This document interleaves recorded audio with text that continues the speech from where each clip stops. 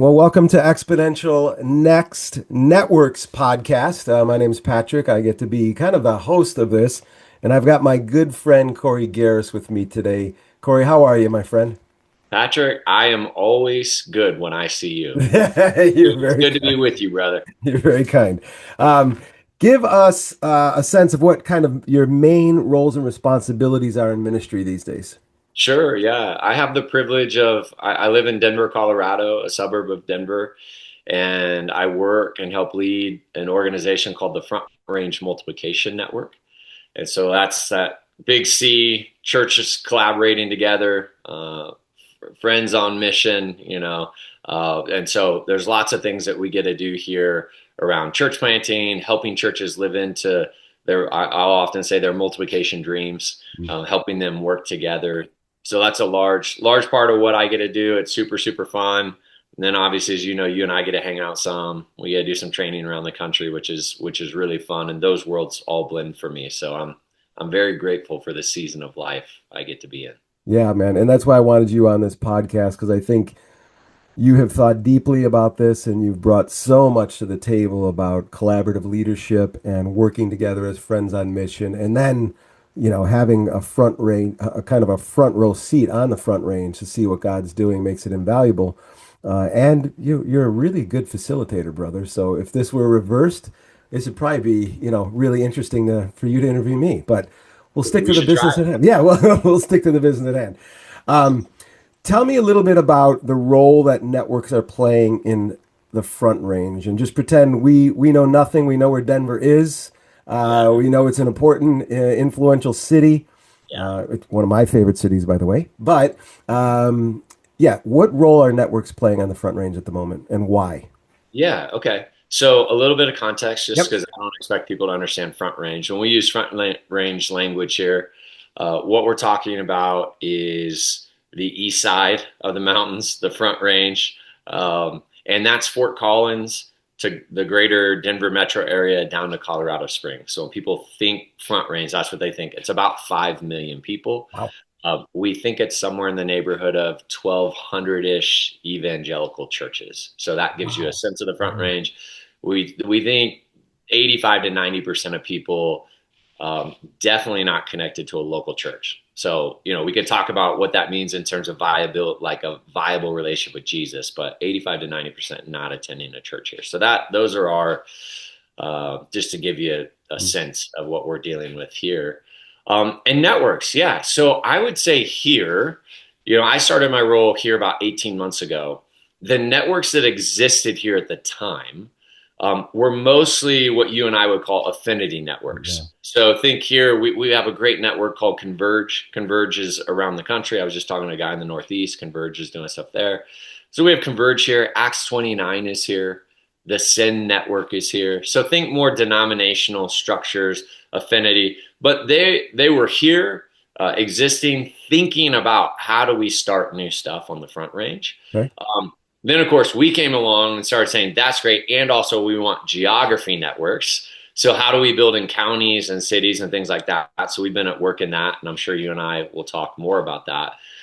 Then I think probably the thing that has existed that people understand the most is that pastors are living oftentimes in networks that are either really friendship based. So I've met networks. It's like there's a network they've been meeting for 26 years, and they have coffee and they're friends and they pray together and they're really for their city, and that's cool.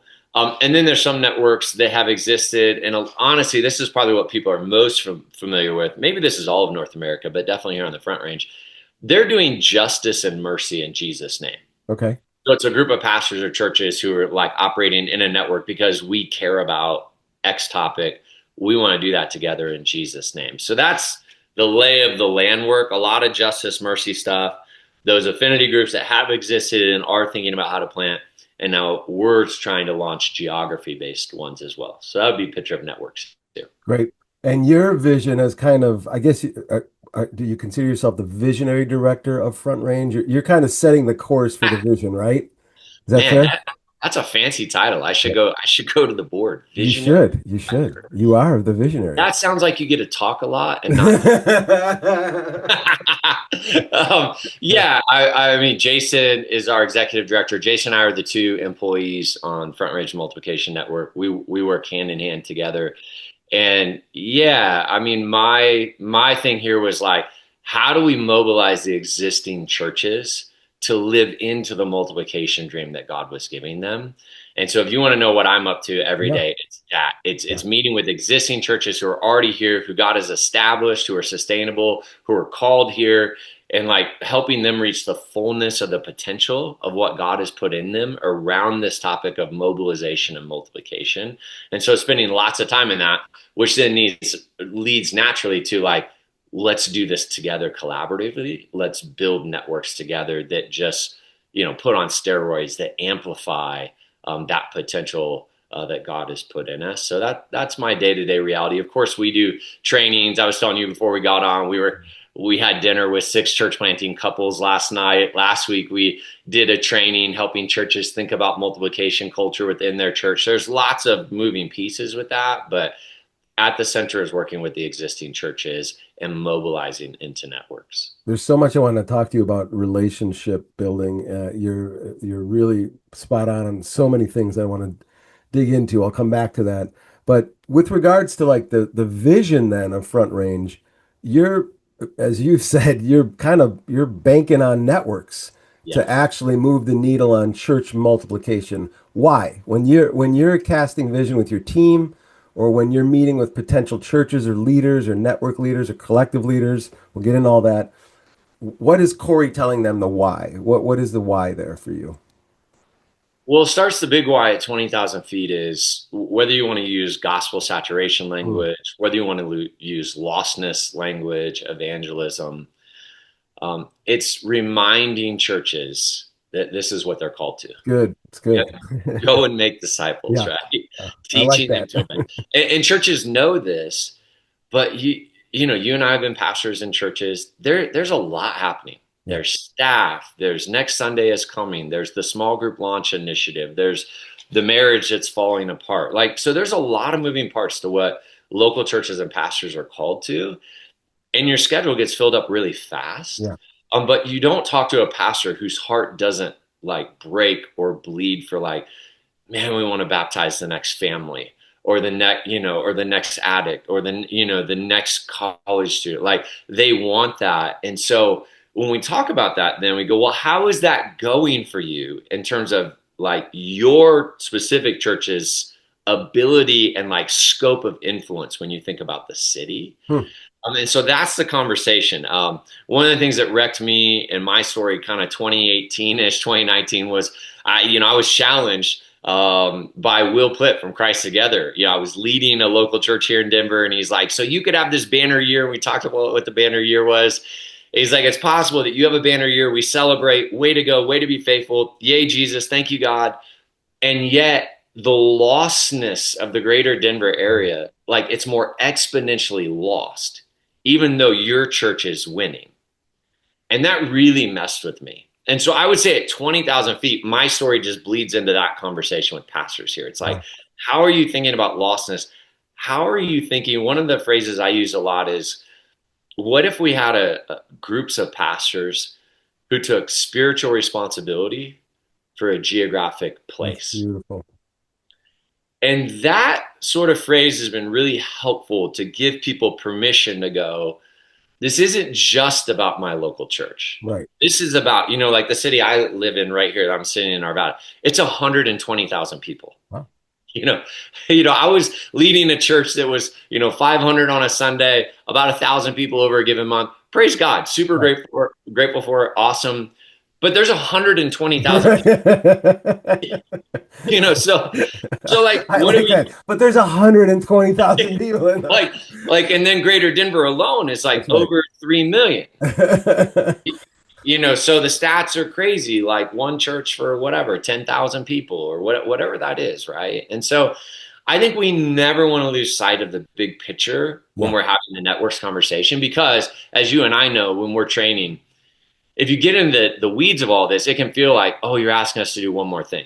like living in a network now, connect with these people, do it. It feels like one more thing. It's like, whoa, hold on, pause. At 20,000 feet, we all feel the call of Jesus. Like we want to reach more people. Yeah. Okay. So once we're there and we've established that, then people go, okay. Then the next thing is like, well, what does the Bible say? And I have to give you all the credit because this was part of my journey back then. You're like, hey man, let's just open the New Testament and read it. And all of a sudden I'm reading Romans It serves me 16. well when we get lost in ministry. Maybe we should Yeah. just go back to the New Testament. But we have some writings, ancient writings that might direct us. And I'm like, it's like I'm reading the New Testament for the first time with new eyes going, whoa, hold on. Acts 14. Paul, there's a network, there's strengthening, there's encouraging, there's releasing, there's commissioning, and then Romans 16. Wait a second. There seems to be all these networks that Paul is speaking to and talking to and maybe introducing each other to. And so once you get that like call to like, man, we want to reach people and that's in your heart, Pastor. By the way, networks are biblical. Huh. Well, now what? And then, we talk about there's so many impacts. The one that got me early was, you and others had gone out and done this study around the world that networks were planting 7 times more Yeah. churches than any individual church. And that makes sense because we're collaborating together and the sum is greater than the parts and it keeps us all on track. And so, there's a lot of benefits to that. But that one really grabbed me that like we're going to plant churches, like better churches, and we're going to plant them faster. And then we're going to plant them in community. So our church planters, one of the things we had found here, like if you rewind the tape on the Front Range 10 years ago, there's a group that had done research and it was something like 80 to 85% of church plants were closing within the first 3 years. That many. And so that's really interesting because Right. the at that time 10 years ago, I don't know the stats now, campuses that were being launched were about 80% successful and sustainable. Interesting. So it caused you to ask Yeah. questions. What's going on in that campus model versus what's going on in the church plant model? Because they're kind of opposite results. And so much of it we found is planters really weren't in families, in communities. They weren't utilizing sort of other people in the Front Range that already paid the stupid tax or the Yeah. dummy tax. Like, Yeah. don't Yeah. do that. Don't Yeah. do that. Yeah. But like no one was in their court here, right? Or no one was here to say, hey, I know that worked where you came from, but that doesn't work in our culture. We want to save you like the headache and the pain. So there wasn't this family to belong to. There weren't these coaches to belong to. So that's a long answer to your question, but all those are the things that we talk about when we go, hey, networks are just better. They're biblical. They reach more people. They start more churches. The collaborative experience of the churches and the planters is way better. And so those are some of the benefits we talk about as we're out saying, let's do this together. And oh, by the way, I don't think we can escape, John 17. What I would say is Jesus says it's unity for the sake of mission. That when churches are working together, it's this prophetic signpost to the world that God is real and what Jesus did on the cross in an empty tomb is real. Yeah. And so when we talk about that, then pastors go, yeah, that's true. There's something about the way we love each other, the way we relate to each other, maybe the way that we don't care about taking credit or that kind of thing. So all of that gets moved in there. That's why networks are beautiful because we have to wrestle with, even our own flesh and all the things. I want to, so well said, brother. I want to spend some time delving into kind of the tactical aspects of networks, in particular around relationships, but I'm going to get to that.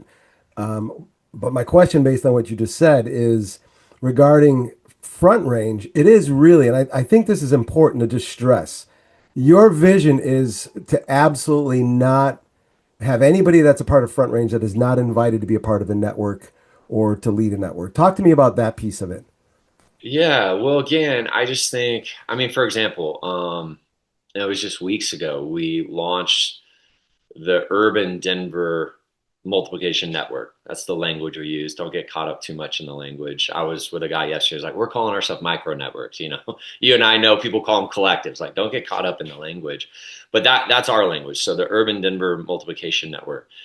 And it's just real beauty. Like 8 pastors sitting around a table who have made it in the urban core, which is like hard. That's the hardest place to plant here is the urban core. And they're talking about like relating to one another. Like encouraging one another. Like, oh man, it's awesome you guys are doing that. Oh man, it's awesome you were doing that. How can we do that together? How do leadership pathways work? How does church plant residency work? Um, how would we care for a church planter? And actually, it was really great because we met, and then I met a guy who's going to plant in urban Denver like two Wow. weeks later. Okay. And so I introduced him to the network leader.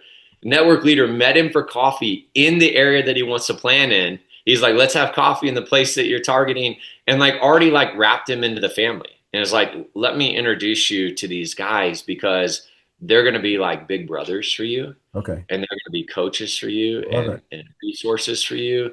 And so, yeah, but all of that, you and I have talked about this a lot. All of the work in networks, I just gave a bunch of what I think are the benefits, but none of that happens if it's just a project or it's a thing that I'm supposed to be a part of and do my part. Hmm. The way that networks work is they really, I'm convinced they operate as families. Yeah. You will often say, small groups are to churches what networks are to movements. And I think, small groups are like families. Sure. It's like where we do life together. Yeah. We study the Bible. We pray for each other. Someone ends up in the hospital. We take them food. We watch the Super Bowl together. And that's networks. They provide a family. So I was so thrilled when a friend of a friend, I'm becoming that guy here. Like, oh, you got to meet Corey, which is kind of a funny thing. I like go to coffee with this guy and he's super excited to plant a church. And I'm like, the first thing you have to do is you have to meet the urban Denver network leader and get introduced because those are going to be your big brothers. That's going to be your family. They know how to make it in the urban core. And man, they're so committed to you being sustainable and fruitful because they care about the city. They want more people to be reached and they don't want you to blow up your life. We were watching that group that 10 years ago said 80% of church planners were quitting. Well, a lot of sad stories in the middle of that. Yeah. It's not just like, oh, like we didn't make it and kumbaya and we went on. There's a lot of like marriages fell apart, health issues happened, all kinds of things. And so I think at its core, networks have to be relational because they are a family. And the truth is, real mission only really, I think, operates at the speed of trust. Right.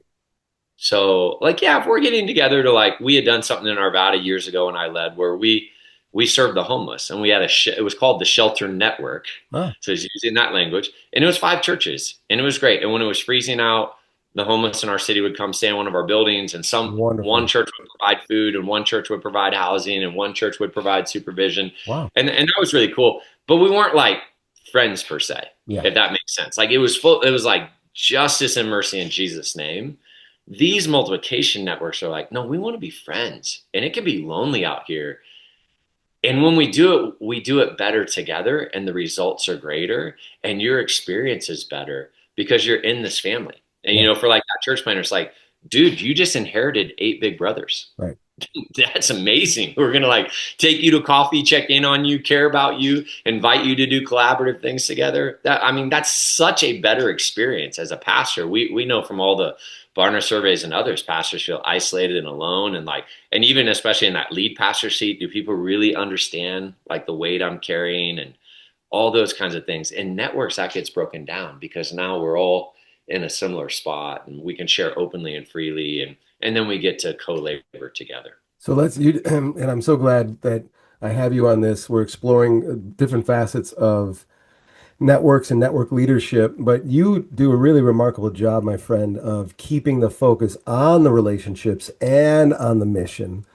I know that's not easy. So, talk to us as prospective network leaders. What is your pitch? You mentioned some really noble things around soul care, looking out for one another, being there in emergencies. That's the benefit of friendship in that sense. And Yep. then you were kind to talk about our previous work through New Thing, and now as New Thing's a part of Exponential, and really going after these small, you call them multiplication networks. Some of our friends in other cities that call them that, where the focus is on planting churches. And I know there's more to kingdom advancement than that, but talk to us how you have those conversations with leaders in the front range about maintaining that tension or that balance. Yeah. I think that's really important. Yeah, I think it's always important when we think about starting networks and having, networks do what we hope they'll do is there is that, like I love exponential, new thing, the language of friends on mission. Mm, There's a tension to be held there. And what I always am present to when I'm talking to any given pastor about, hey, you should be a part of this network, or we want to build this network in your area, and what do you think? People are motivated to be a part of networks for different reasons. And okay. I think that's okay, right? It's not like this holistic, like it's like, well, 50% of my motivation is friendship and 50% is like I guess early that makes on. me a network leader. Yeah, yeah. I mean, that's probably your network leader, right? Somebody like gets both. That's probably true. But people are motivated. I am looking for friends. I do feel lonely. I am looking for people who will pray for me. Yeah. I am looking for people who understand what I'm dealing with staff, or Mm, they understand that mm, next Sunday is coming, or that Easter is coming, or they understand broken marriage. I'm looking for friends mm. because I don't want to burden my staff too much. It gets a little funky when like we're best friends with staff and all that kind of stuff. So and they're motivated for that. And I think that's okay. And that will bring them through the door of the multiplication networks. And then there's a group who's like, I got all the friends I need. But if you're saying like we can reach more people here, like they really are like, those are more apostolic, evangelistic kind of leaders. And they're like, hey, I'm in if this is going to lead to reaching more people. Mm. Like if you think this starts more churches, this reaches more people, this Yeah. helps my church do that even better, then they're in. And so they, and I'm sort of stereotyping. It's not like that clean, but I'm just aware when I sit with anyone that they're probably motivated on one of those two sides. Interesting. Okay. And so saying that we want to hold these together, that it's the best of both, that we do want to be friends and we do want to care for each other and about, soul care and our health. And I do care about your marriage and I care about your kid who's struggling. And I'm praying, for your son every week.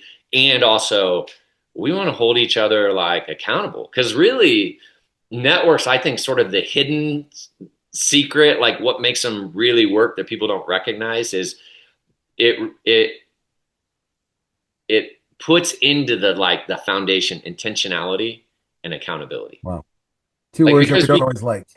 yeah, we don't like those and we don't like to use that language, but Yeah. that is what it does Yeah. because it's like, oh yeah, at the church I was leading, I want to see more people reached.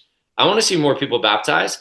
And now I'm in this group that's like talking about it and we're friends and we care about each other. But we said the reason that we gather is for the sake of mission. We want to start new churches and we want to see, 120,000 people. Like how many people can be reached here over the next decade if we lock arms? Well, now when we show up and my friend Rich is like, yeah, we baptized like 30 people. And or he walks in the room and he's like, man, we're doing alpha right now and we're killing it. And here's what's happening here. Oh man, we did this outreach. And now I'm in the room and Yeah. there's like really positive peer pressure at this point, right? It's like, man, Rich is getting after it. He's doing altar calls or they're doing alpha or man, they baptized 20 people. It's like, okay, let's go. Like, I think that's really positive and good, right? There's that positive peer pressure. So that's a bit of a long answer to your question, but I think we just have to be aware that people are motivated in different ways. And that's why I love that Friends on Mission because Mhm. it invites people wherever they're at, but it doesn't leave them there. That's good. So like once you get in there, if you came as mission, I'm gonna Yeah. be like, hey, well, like we're friends here. Right. Like we don't Yeah. just come in and go, what are the stats and let's Yeah. leave. It's like, oh, like we care about each other here, like we want to know about you. We want to pray for you, like, whatever that is, right? And if we're just friends, it's like, no, I know you just came because you said you're the prayer guy and you would pray, but it's like, how are you guys reaching people, And you're not going to be able to hang out in this group without being challenged to like, what is it that wherever you're at on your journey, it doesn't mean you're ready to do alpha or maybe altar calls aren't a thing in your church, but man, we're going to push you. Right. How is your church missional? How's that showing up on your calendar? And so that's how we approach this conversation with people when we invite them in. What? Okay. So much there. I'm so glad I invited you to this. The there's a natural tension that network leaders are facing, and you brought it up, and you and I have talked a bit about the scorecard. And I want to talk about the time and talents of potential network leaders who are drawn in various ways. And you said it also when you were explaining Front Range. I think it's really important to just help leaders understand that we're not asking them to do more. We're asking them to do different. Yeah. But particularly around network leaders, you've got a real front range, front row seat to see some of the stresses and challenges that network leaders face when they say, "Yeah, I want to lead one of these, or I want to be a part of one," and yet they're still running, let's just call it the prevailing model. Talk to me about how you're seeing leaders navigate that tension. Yeah, absolutely. I love what you said. The goal would be not more, but different. It's a Mm, different way of leading. And I think fundamentally we have to get under that in those conversations to what is the scorecard of your church? mm. Like what does your church celebrate? What do they pay for? What, Right. like what do they invest in? And the church, whether you have a council, a board, you have elders, however your polity works, there has to be real conversations about what counts and what matters here, and what kind of church are we going to be and what will count for us. So I know when I got into the work and I was just, I was a local pastor, it was multiple conversations with my elders about, could you imagine giving me X amount of time a week or a month to be able to do this, because I think my giftings are such that like this would be sort of our local church's gift, like, to the kingdom. It's Yep. like a kingdom win. It's not like our church win, Beautiful way but to put it. Yeah. our elders have to see that Start it that is off. on our Yeah. scorecard and that matters, Yep. right? Yep. And so when we're talking to network leaders, that's a huge part of it. It's like, it's a conversation with your leadership, who you're accountable to, and it's a conversation about what are you called to and what can the church celebrate. It's good. And those are really important conversations, because I think probably you would agree most North American churches, again, are mostly seeing the fullness of their calling and stewardship of just their local church. They may not see themselves in the ecosystem of a city, Yeah.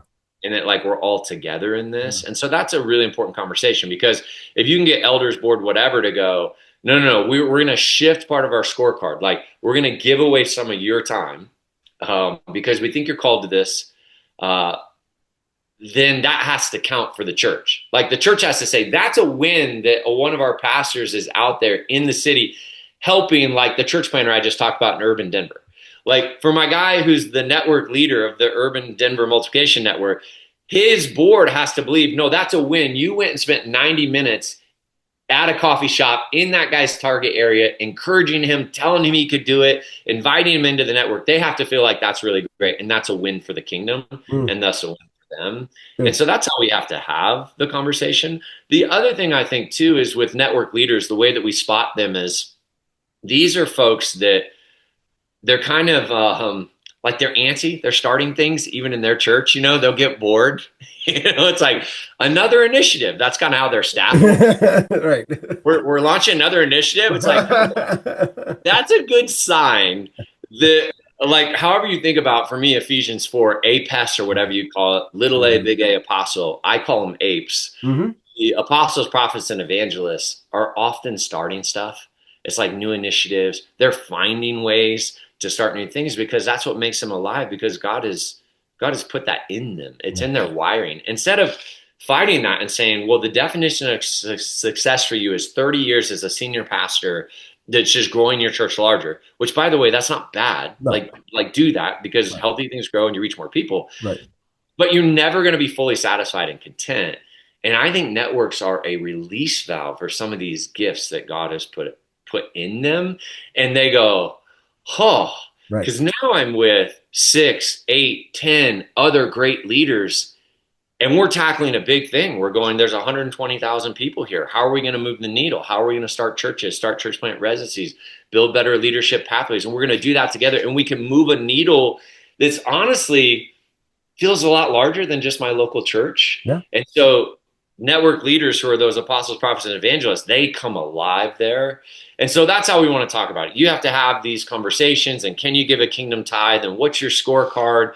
And then it opens up this world for you to use gifts that God has put in you to serve the city in significant ways. But I think what you're saying there very truthfully and honestly, brother, and I appreciate it, is it's this clash of scorecards that is Yes. inevitable when you're talking about, let's just say in deference and in generosity, the prevailing model scorecard. what a, what a leader's paid for versus a, let's shall we say, a movemental scorecard, right? That's right. Where less ownership, less I get, I'm the person and these are the persons that doing the work together. Like you've said, the apes have been released. The You're cultivating new communities, new faith communities, new expressions. I think there's a natural tension there. So Yes. what a number of things about network leadership you brought up that are really, really smart and important. I want to prod into a couple. Number one is talk to me about the relational rhythms of a network that you recommend. Given that we just talked about time and the tension, when if I'm a network leader in the front range, what am I expected to do in terms of the practical deliverables of being a network leader? Yeah, yeah. And this is where full disclosure for us, we're playing with what those rhythms are because I feel like, if you're the Converge network leader, if you're the Send network leader, they have a bunch of their own rhythms within their tribe, and so it's a little bit harder to be like, hey, we want you to meet every month. Some of that is spread out for them, so that would be an hour and a half drive for people, so there's a lot of specifics I think that end up in affinity networks versus geography networks. I know in Chicago, I would say, I mean, you guys really are the gold standard in that you're like trying to get your networks to meet every month. Yeah. And I think in a perfect world, that's great. As we're launching stuff, what we've put on the map here is we'd love to have a minimum of 6 gatherings. And we're trying to help with that. So you guys are meeting 4 to 6 times on your own. And then, of course, we have several large like gatherings, celebrations a year. And so we haven't gotten to it yet. But what I'm hoping for is to put like a network hour on the front of Ah, I love large it. gatherings Yeah. where like we just build in an hour where it's like get your network there an hour early, do some network business, and then you're a part of the larger celebration of what's happening on the front range. So we're playing with some of those rhythms. I think it definitely has to be 6 to 8 times a year. I think probably Chicago has it right in that monthly. The other thing that's a little bit harder to measure is one of the things we're doing is like, okay, a minimum of 6. But like you just heard me telling, the Urban Denver one is the freshest for me, which is why I come back to it. He's having coffee with like those guys are meeting, right? So they're on a text thread. So it's not like, oh, there is the formal meeting of the network, but then like they're all getting together individually. So they're having coffee, they're texting each other, they have a text thread. So they're talking about that. What are you doing for Easter? What's the campaign? All those kinds of things. So I think every location, every tribe, if you're in a denomination, you have to figure out what your rhythms are. I know when I was inside of a denomination, we had area meetings. Those happen quarterly. So it's like, well, let's not build 8 more. Like there's already 4 on the calendar. How do we leverage that and say we're going to do work inside of that? Or here, there's a couple geographic networks that existed. Like I mentioned that one here in Golden. It's been meeting for 26 years. It's amazing. I went and prayed with them and hung out. It's amazing. And we're going, okay, you meet every month. What if for sure every other month in your agenda, instead of just being friends, just praying, you had the multiplication conversation? Right. Love it. And they're doing a great job. Like they just Yeah. took a church planter in and got him a building, so they're doing it. But it's like, how does this work into the rhythms that you have then that we're making sure that we're still on mission together? Because oftentimes it's easy to drift to the friendship side of the equation of friends on mission. So you're holding those Because tensions. if you got the right friends, they're not holding you accountable to being other than anything than your friend. Yeah, Yeah, yeah, I get it. exactly. And it's easy to be with pastors, It's right? easy. Yeah, it's easy to You're a be a good pastor, you friend. enjoy that. It's like, oh, I can, I'm breathing a little bit differently. Like we all kind of know what we deal with, and that's great. But again, the role of the network leader is so important in that, right? To keep us like, hey guys, True North is mission. And we did say we would hold each other accountable and we'd be intentional. And so let's have fun together, let's pray together, let's hang out. But we're gonna have the conversation and we're gonna honestly, I mean, we're going to tell stories, but we're also going to look at numbers. Like how many people are in your leadership Yeah. pathway? What's going on for Alpha? It's okay to talk about these things because we know it's what the Lord wants. Like go and make disciples, Yeah. teaching them to obey everything I command you. We should not apologize for that. And our network leaders hold that center for us, and it's a real gift. Yeah, I think what you said there is really important. It's better, and quite frankly, challenging because it's the way that you and I have talked about it, Corey, and some of the stuff that we've done together is this is the primary responsibility of God's people. Yeah. This is the primary responsibility is to steward what was given to them. Uh-huh. Churches, people, resources, money, denominations, and then steward it well so that the next generation can carry it on. And I think so much of our scorecard is so demanding on pastors, it makes it really hard for these small collaborative expressions to start, and then we are ruthlessly uh, impatient with them. We kind of stomp on them after 2 or 3 years if it's not growing, and it's kind of like planting a vineyard that doesn't release fruit and then burning down the vineyard because, well, I tried that and I'm not going to grow any more any more grapes. So that's kind of foolish in the short run. So talk to me a little bit about how you're casting long-term vision for the Front Range, because you've done a remarkable job of talking about this idea that I just brought up.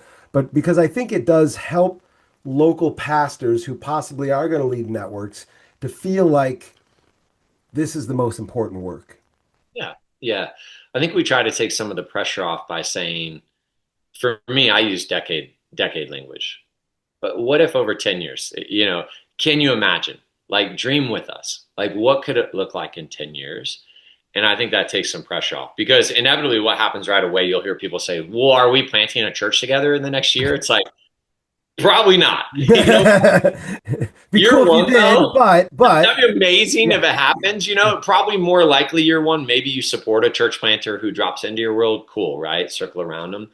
But you're not maybe raising up your own. But year one, like obviously we're building friendship. And what if just our local churches got better because of the network? Like I went back to my church and our leadership pathway is clear, or maybe we didn't even have one. I've been given permission to apprentice people. That's kind of a big soapbox I have is like our best leaders we've asked to manage staffs and Sunday and whatever. Again, not bad things, but they're really intended to disciple the next generation, to raise up the next generation of leaders, right? I mean, it's the model of Jesus, it's the model of Paul. Like you can't get away from it in the New Testament. And yet, when you ask lead pastors, can you give me the 2 or 3 people that you're apprenticing, raising up, who will be major leaders in this church in the next like decade? They don't have anybody. And so like in year one, like we're giving permission for those kinds of things, and we're getting better in our local churches, and then giving permission to go. Year two, we're probably a little more missional. And now we're thinking, can we build a church plant residency here? Do you have one? Can we all watch your model? Could we share? How does that work? How would, in year two, we identify and recruit a potential church plant resident?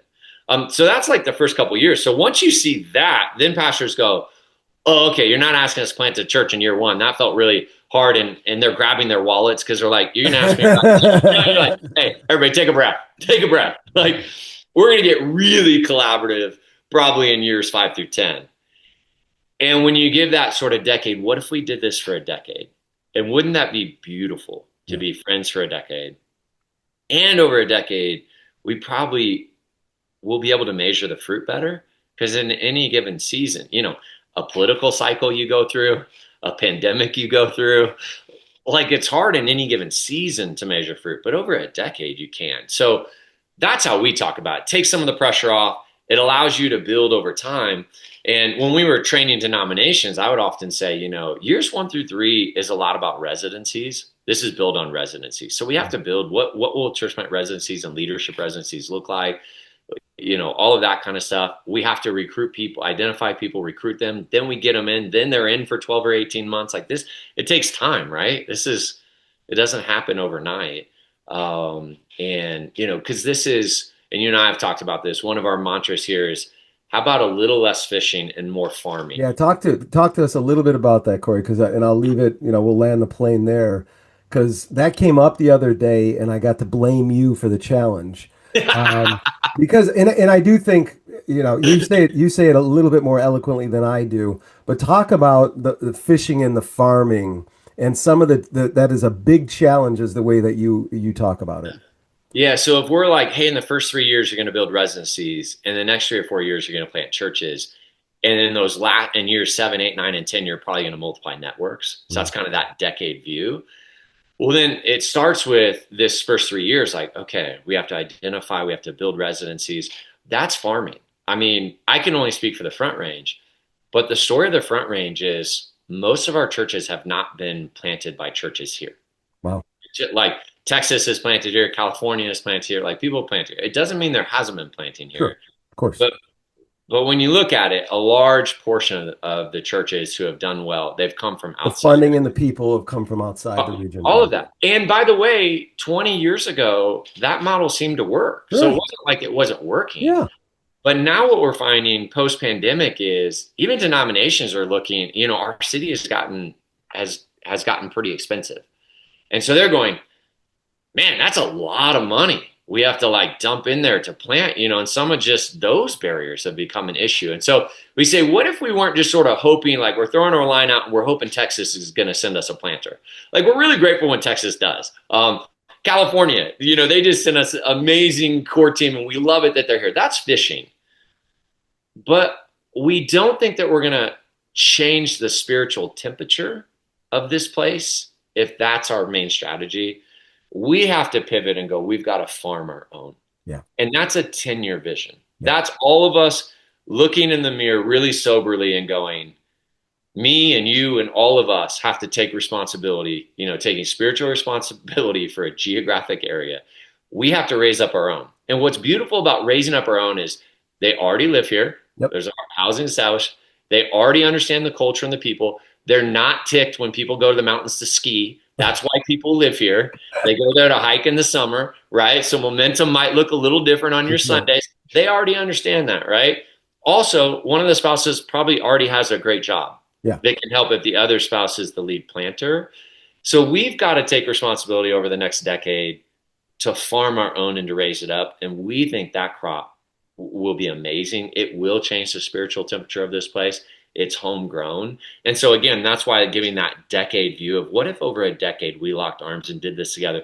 What if here we say, what if there were 30 to 40 networks all over the Front Range that were taking spiritual responsibility for geographic areas? We are farming our own. Things are going to get better in your local church. Your intentionality is going to go up. You're going to reach more people. Your leadership pathways are going to be better. You're going to apprentice people. Like your church is going to experience the benefit of the network, but also then we're actually going to be able to engage in gospel saturation or reaching the lost or whatever language we want to use at a much higher clip because we're doing it together. My friend, it's so beautiful. And with that, you've given me 2 or 3 other ideas for future podcasts we could possibly delve into. Let's do it. Except I get to be the host on that Yeah, one. you be the host. Yeah. We put you on the hot seat. Yeah, right. If somebody wants to get involved with Denver Front Range, if they're listening to this podcast and they want to get involved with it, how do they get in touch with you? Yeah, so the website, FRMN, Front Range Multiplication Network, so FRMN.org. You can reach to me, Corey, Corey, at FRMN.org.